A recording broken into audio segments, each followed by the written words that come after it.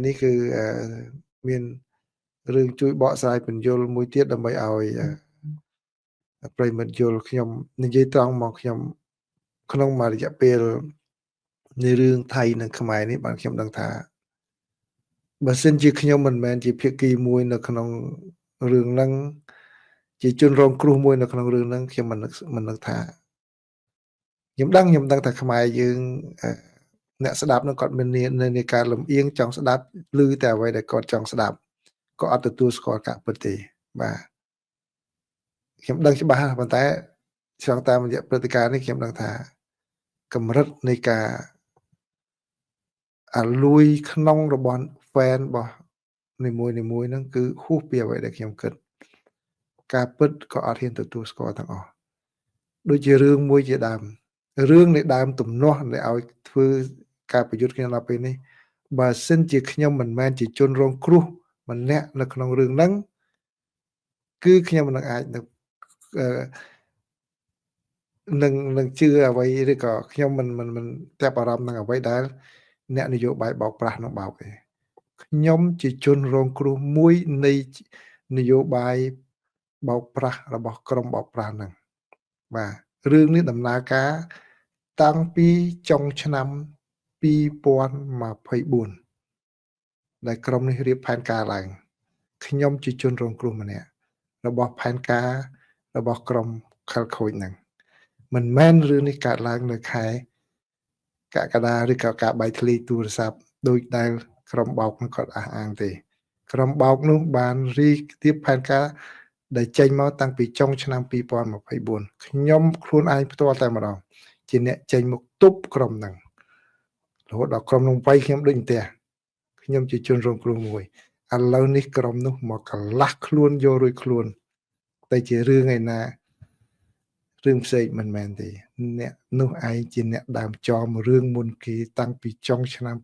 2024ពួកគាត់រៀបជាមួយអ្នកណាក៏ខ្ញុំដឹងដែរពីព្រោះខ្ញុំជាជនរងគ្រោះម្នាក់នៅក្នុងហ្នឹងបាទប្រិមិត្តអាចកាត់ឃ្លីបនេះទៅដាក់ថែមទៀតទៅរំលឹកប្រិមិត្តមួយចំនួនដែលនៅតែជឿនឹងពលតាមអ្វីដែលគេនិយាយបាទគឺផែនការរបស់ក្រុមនេះរៀបតាំងពីចុងឆ្នាំ2024ដើម្បីកលុកស្ថានភាពឲ្យចេញរឿងបែបនេះដឹងច្បាស់គឺខ្ញុំជាជនរងគ្រោះមួយនៅក្នុងផែនការដែលក្រុមនេះរៀបព្រោះខ្ញុំបានទៅខ្ទាស់ផែនការរបស់ក្រុមហ្នឹងក្រុមនោះបលះខ្ញុំមកឆ្អែតបាទដែលខ្ញុំឲ្យឃើញថាពុទ្ធនេះគឺដើម្បីផលប្រយោជន៍គឺអត់មានគិតអ្វីទេបាទអត់មានស្គាល់អ្វីខុសអ្វីត្រូវទេដូចដែលខ្ញុំបានបង្ហើបប្រមាណរឿងហ្នឹងគឺតាំងពីមុនទៀតឃើញទេបាទសមហើយចាប់រឿងនេះគេចោទតែក្បត់ជាតិនឹងសមហើយបាទមួយម៉ាត់នឹងចង់ឲ្យនឹងណាមិនគ្រប់ត្រូវខ្ញុំឲ្យទៅបើចាប់រឿងនេះថ្ងៃក្រោយគេវាយខ្នោះគេហាក់ក្បត់ជាតិនឹងស័កសមនឹងទទួលហើយគេមានផុសតាងអស់ហើយបាទនេះខ្ញុំនិយាយត្រង់មកបាទពួកនេះធ្វើដល់ជ្រុលពេកទៅជ្រុលទៅហើយបាទបាទថ្ងៃនេះគឺខ្ញុំឃើញទង្វើរបស់ក្រុមដែលមិនចេះខុសនឹងគឺខ្ញុំវាហួសចិត្តប្រិមិត្តមួយចំនួនខ្ញុំស្ដីឲ្យប្រិមិត្តខ្លះចុះខ្ញុំនិយាយឲ្យនិយាយទៀតថាចម្លើយនៅនឹងមុខប្រិមិត្តអត់ខំរកយកទទួលចម្លើយទេខិតខំទៅរកអាពាក្យគេផអាពាក្យគេកុហកយកមកធ្វើជារឿងត្រូវសួរមករឿងវាមិនខ្ញុំថាចម្លើយនៅនឹងមុខឥឡូវខ្ញុំប្រាប់ទៀតរកចម្លើយឃើញនៅចម្លើយនៅនឹងមុខអត់យកចម្លើយទេទៅយកអ្វីដែលគេកុហកនឹងយកមកធ្វើខ្ញុំមិនប្រាប់ថាស្អីទីជាចម្លើយទេបាទនៅនឹងមុខហើយចម្លើយនៅនឹងមុខហើយ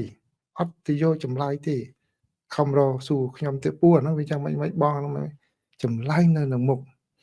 ហើយនឹងមួយទៀតខ្ញុំថាតួលេខអត់ចេះកុហកទេបើខ្ញុំនិយាយពីហ្នឹងបើអ្នកណាគេឆ្លាតគេផ្គុំមាត់ទៅហើយខ្ញុំថាចម្លើយនៅនឹងមុខបាទហើយនឹងតួលេខអត់ចេះកុហកទេแล้วខ្ញុំប្រហើបឲ្យចំណុចទី3មួយទៀតចុះបើគេគ្រប់គ្រងនោះមិនមែននៅ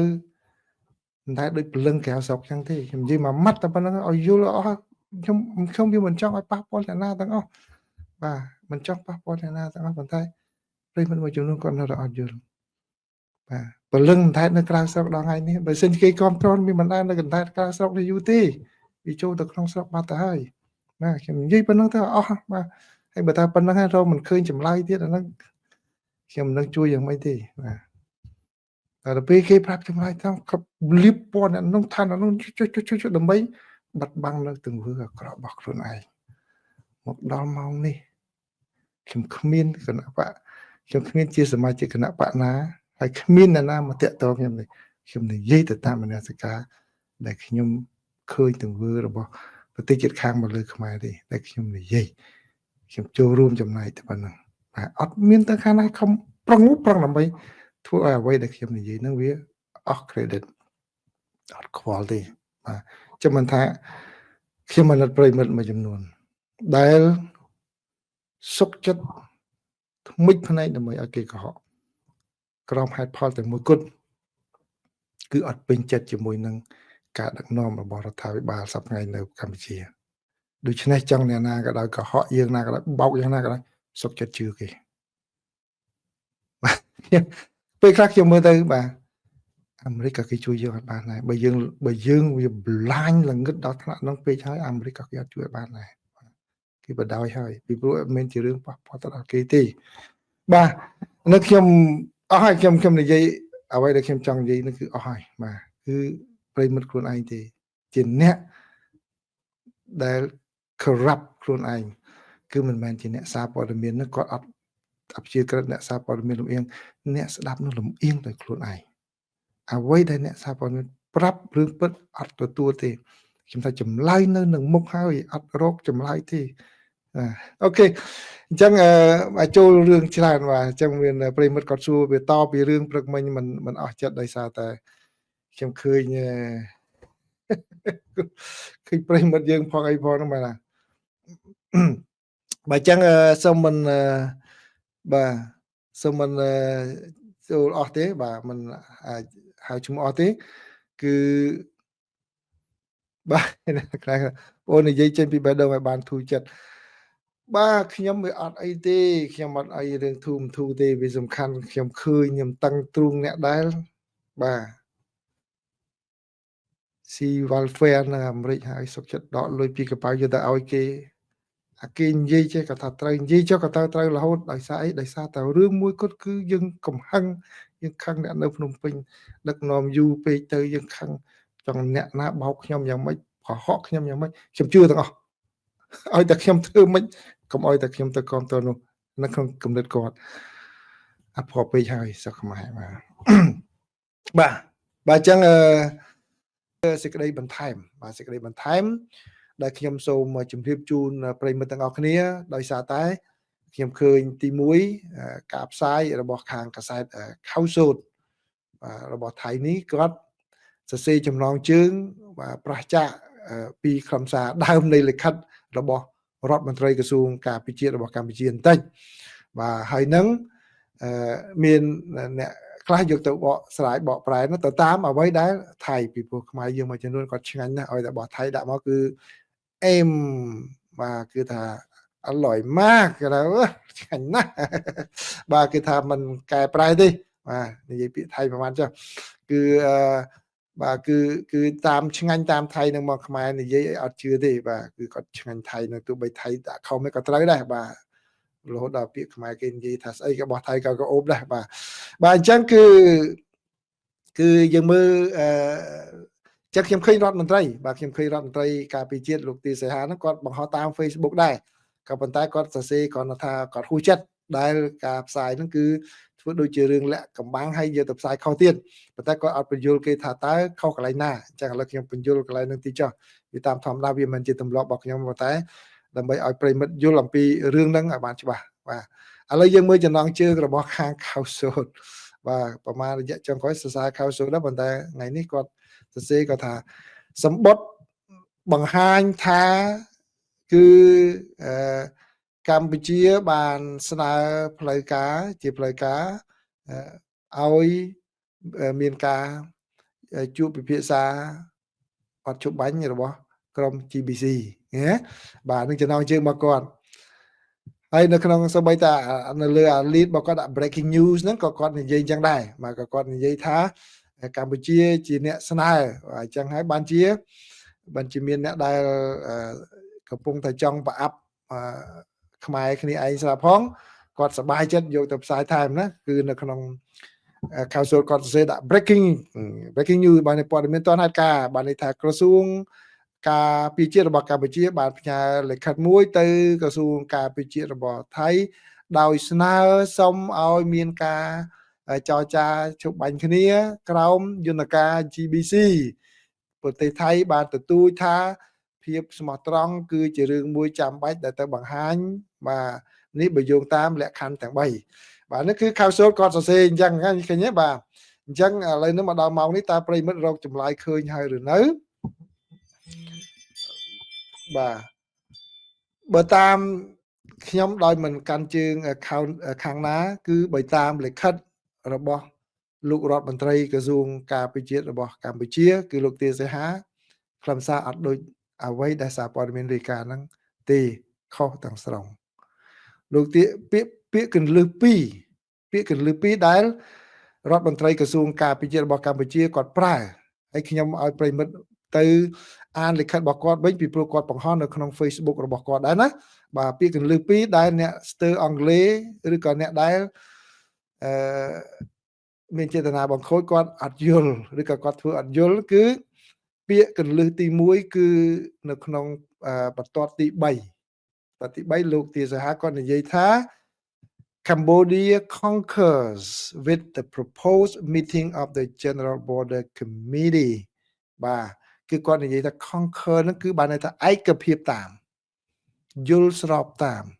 ទៅមើលពាក្យនឹងវិញ concur ហ្នឹងបាទមានន័យថាគេស្នើអ្វីមួយមកយើង concur បានន័យថាយើងបាទតែប្រាំងថា concours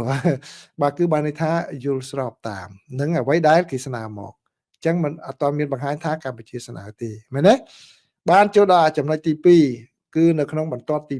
5គាត់ថានៅក្នុងការនឹងឲ្យបើយោងទៅតាមសេចក្តីថ្លែងការណ៍របស់ប្រធានអាស៊ានគឺ I propose the following ណាគឺដល់យើងហ្នឹងគឺខ្ញុំស្នើឲ្យប្រជុំរបៀបវារៈហ្នឹងផ្ដោតទៅលើបញ្ហានេះគឺស្នើដាក់របៀបវារៈនៃការប្រជុំគឺទី1ទៅប្រជុំនៅនេះទី2ទៅប្រជុំនៅនេះមិនមែនជាការសុំទេស្នើរបៀបវារៈវាខុសគ្នាពីស្នើសុំជួបប្រជុំហើយនឹងការកំណត់នៃទីតាំងបាទគឺគាត់គេថាស្នើទីតាំងនៅកន្លែងហ្នឹងបាទអញ្ចឹងន័យវាខុសគ្នាមិននឹងដីរបៀបដូចគេនិយាយថា I'm sorry to hear that I'm sorry ណា to hear you lost your mom អញ្ចឹងទៅបាទមិនមានថាគាត់គេសុំទោសទេបាទគេសោកស្ដាយដូច្នេះនៅក្នុងន័យនេះគឺរដ្ឋមន្ត្រីក្រសួងការពារជាតិរបស់កម្ពុជានឹងគាត់យល់ស្របទៅនឹងអ្វីដែលបាទគេបានស្នើឡើងមកហ្នឹងដើម្បីឲ្យមានការប្រជុំហ្នឹងហើយក្រោយទៅទៅនឹងគាត់បាទបើអញ្ចឹងបើប្រជុំហើយដោយសារតែប្រធានអាស៊ានបាននិយាយចាស់សេចក្តីរាយការណ៍អញ្ចឹងគាត់ស្នើថាកិច្ចប្រជុំនេះគួរតែធ្វើនៅនេះធ្វើចេះទីតាំងនៅនេះបាទហើយនឹងចំណុចនេះដែលយកមកពិភាក្សាខុសគ្នាមិននឹងដីបាទអញ្ចឹងប្រយ័ត្នណាបាទអញ្ចឹងហើយបានយើងនៅក្នុងរឿងកុនមួយដែលគេដាក់ចំណងថា the interpreter ហ្នឹងគឺគេចង់និយាយអំពីការងាររបស់អ្នកបកប្រែនៅអង្គការសហប្រជាជាតិបាទក៏ប៉ុន្តែសាច់រឿងនេះវា drama វាគឺខុសដែរប៉ុន្តែក៏មានពាក្យមួយដែលក្នុងកុនហ្នឹងខ្ញុំស្ដាប់ទៅខ្ញុំតាមចាប់តន់គឺគាត់ថាការបកប្រែសំខាន់ណាស់ប្រទេសមួយអាចនឹងទៅធ្វើសង្គ្រាមនឹងគ្នាបានដោយសារតែការបកប្រែខុសពាក្យហ្នឹងបាទអញ្ចឹងក្នុងនេះរឿងនេះអញ្ចឹងបាទអញ្ចឹងហើយបានជាខ្ញុំឃើញលោកទាសីហាគាត់ថាគាត់ហួសចិត្តបាទហួសពីហួសចិត្តហើយអញ្ចឹងបាទហ្នឹងគឺមែនតើណាបាទគឺប្រយ័ត្នមែនតើបាទប្រយ័ត្នមែនតើនៅកន្លែងហ្នឹងហើយនិយាយដោយត្រង់ខ្ញុំវាហួសចិត្តនឹងហួសចិត្តដែរមិននឹកស្មានថាខ្មែរយើងមួយចំនួន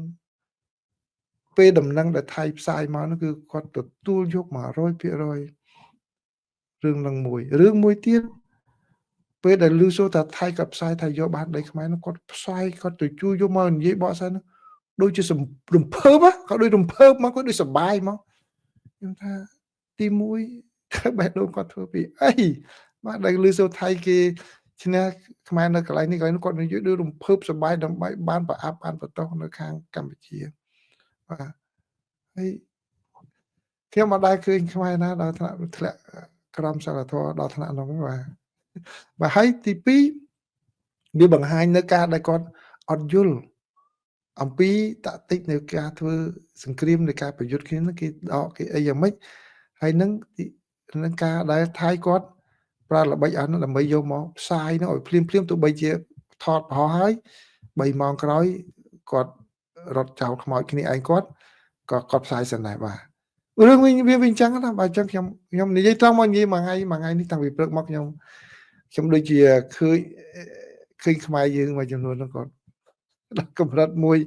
បាទដល់កម្រិតមួយដែលយើងមិនអាចនឹងអាចនៅស្ងៀមបានដែលមិនចង់និយាយខ្ញុំថាមិនចង់រិះគន់នេះទេខ្ញុំមិនចង់ឲ្យប៉ះពាល់ខ្មែរណានៅក្នុងពេលដែលយើងកំពុងតែជួបរឿងខ្លោចផ្សានេះទេប៉ុន្តែពេលខ្លះទង្វើគាត់វាជ្រុលទៅពេកអញ្ចឹងខ្ញុំទាមទារឲ្យខ្ញុំទៅបកស្រាយជូនប្រិមិត្តខ្លះផងដែរបាទវាជាវិភាគទានរបស់ខ្ញុំផងដែរដើម្បីកុំឲ្យខ្ញុំថ្ងៃក្រោយទៅខ្ញុំមានអារម្មណ៍ guilty បាទមានកុំនិយាយត្រង់បើខ្ញុំនិយាយដូចខ្ញុំនិយាយមុន show ដល់ក្រោយខ្ញុំនិយាយមុនបញ្ចប់ show ខ្ញុំឃើញអ្នកខ្លះទទួលទាន welfare នៅអាមេរិកទៅលូកក្នុងអប៉ាវយកលុយកូនចៅឲ្យប្រមាណមកយកទៅឲ្យគេហើយគេកុហកលិចកុហកកើតអាគេនិយាយប៉ុណ្ណេះថ្ងៃហ្នឹងជឿគេថ្ងៃហ្នឹងថ្ងៃក្រោយអត់យកអាពាក្យសម្ដីដែលគេកុហកហ្នឹងមកផ្គុំថ្ងៃក្រោយគេនិយាយមិនជឿតាមអានោះទៀតយើងនឹងគាត់មើលថាពេលបច្ចុប្បន្នហ្នឹងអត់មានបាននិយាយថាចំការប្រមូលលុយខ្ញុំលើកមុនលោកឯងយកទៅថាទៅធ្វើអញ្ចេះឥឡូវហ្នឹងសាក់ឡុំទៅអញ្ចេះវិញហើយបាទអត់មានទៅសួរអញ្ចឹងទេបាទខ្ញុំបានថាអភ័ព្វណាស់អភ័ព្វមែនទែនអភ័ព្វទាំងប្រជាពលរដ្ឋខ្លួនឯងហ្នឹងអភ័ព្វទាំងនយោបាយហ្នឹងដែលគាត់កេងចំណេញលើប្រជាពលរដ្ឋហ្នឹងដោយអត់មានគិតពីរឿងអីទេបាទចាំថាជំរះបញ្ជីឆ្នាំថ្មីចាំចាស់ចោលឆ្នាំថ្មីគ្រប់មួយឆ្នាំដែលបាទខ្ញុំក៏បានជាជនរងគ្រោះនៃការដែលក្រុមគេធ្វើយុទ្ធនាការវិវាហាដោយសារតែខ្ញុំខ្ទាស់នៅសកម្មភាពខុសច្បាប់របស់គេនឹងបាទហើយចាត់ទុកថាជាការរួមចំណែករបស់ខ្ញុំមួយទៀតចុះបាទខ្ញុំមិនចង់និយាយអស់ទេបាទពីព្រោះឲ្យក្រុមនោះអត់មានតម្លៃនឹងខ្ញុំត្រូវឆ្លើយតបឬក៏យកមកមើលទេប៉ុន្តែខ្ញុំអាណិតប្រិមិត្តមួយចំនួនទេខ្ញុំអាណិតប្រិមិត្តមួយចំនួនដែររួមទាំងអ្នកដែលចូលមកនឹងផងបាទនៅតែធ្វើ comment ចូលមកសួរខ្ញុំនឹងខ្ញុំស្ដាប់មើលទៅអាណិតណាស់បាទអាណិតណាស់បាទខ្ញុំនិយាយអស់ទៅមកដល់ម៉ោងនេះគ្មានដែលអ្នកណានៅខាងភ្នំពេញណាតាក់ទងមកខ្ញុំមកតាក់ទងអីទេណែចង់លៀបពណ៌ខ្ញុំដើម្បីធ្វើប្រសាបអ្វីដែលខ្ញុំចែករំលែកហ្នឹងតាមចិត្តខ្ញុំអត់ខ្វល់ទេបាទហើយក៏ខ្ញុំក៏មិនដែលជាសមាជិកគណៈបកអ្នកណាដែរបាទបើចង់ខ្ញុំចង់ទៅណាទៅណីក៏ដែរជារឿងរបស់ខ្ញុំបើខ្ញុំចូលទៅណាខ្ញុំរីករាយនឹងប្រកាសទៀតណាប្រកាសជូនឲ្យមកខ្ញុំអត់មានលាក់លៀមទេបាទបើខ្ញុំម្សិលមិញទៅជួបអ្នកមនុស្សគាត់សួរថាខ្ញុំទៅនេះទៅនោះខ្ញុំថាដឹងពីណាមកបើខ្ញុំអត់ទាំងដឹងផងបើខ្ញុំទៅណាទៅនេះខ្ញុំប្រកាសទេខ្ញុំអត់មានទៅលាក់លៀមខ្ញុំរំភើបនឹងកន្លែងណាដែលខ្ញុំសម្រេចថាទៅគឺខ្ញុំប្រកាសប្រម៉ូតកន្លែងហ្នឹងដឹងទៀតណាបាទមានទៅលាក់លៀមអីណាទេបាទអញ្ចឹងសូមអរគុណបាទសូមអរគុណប្រិយមិត្តទាំងអស់គ្នាអញ្ចឹងសូមទទួលសំណួរមួយចុះហើយនេះមានអ្នកឆ្ងល់ដែលស្គាល់ខ្ញុំយល់ឆ្ងល់ចំមិនក៏ថ្ងៃនេះដូចជាមិនអញ្ចឹងបាទរឿងដែលខ្ញុំកែប្រែចំហបន្តិចនៅពេលនេះគឺដោយសាររឿងការផ្លោងចូលទៅដល់ស្រុកខ្មែរទៅដល់បណ្ណន់ដល់ឲ្យកូនសិស្សគ្នារត់ប្រសិទ្ធប្រសើរខ្ញុំមិនអាចទទួលយកបានទេបាទដែលយើងឃើញកន្លែងនេះហើយសូម្បីតែអង្គការសង្គមស៊ីវិលក៏គាត់មករួមគ្នាដើម្បីថ្កោលទោសរឿងហ្នឹងហើយអ្នកដែលនៅកេងចំណេញគាត់ធ្វើមិនឃើញធ្វើមិនឮហើយគាត់ទៅរកមូលហេតុនៃការចំនួនដំបូងហ្នឹងដោយអ្នកនេះអ្នកនោះកុំចាញ់បោកគេមូលហេតុនៃចំនួនដំបូងហ្នឹងខ្ញុំជាជនរងគ្រោះម្នាក់នៅក្នុងផែនការរបស់ក្រុមហ្នឹងទៀតផងបាទខ្ញុំខ្ទាស់ផែនការរបស់ក្រុមហ្នឹងចាប់ផ្ដើមធ្វើផែនការនេះនៅចុងឆ្នាំ2024បាទខ្ញុំជាអ្នកចូលរួមខ្ទាស់រហូតដល់គេបាយប្រហាខ្ញុំទៀតបាទកុំជឿអ្វីដែលគេបោកខ្ញុំឃើញអ្នក comment ហ្នឹងគឺជឿអ្វីដែលគេផោបច្ចុប្បន្ននេះបាទ2024ចុង2024ក្រុមនេះរៀបផែនការខ្ញុំដឹងច្បាស់បាទសូមអរគុណប្រិយមិត្តទាំងអស់គ្នាបាទ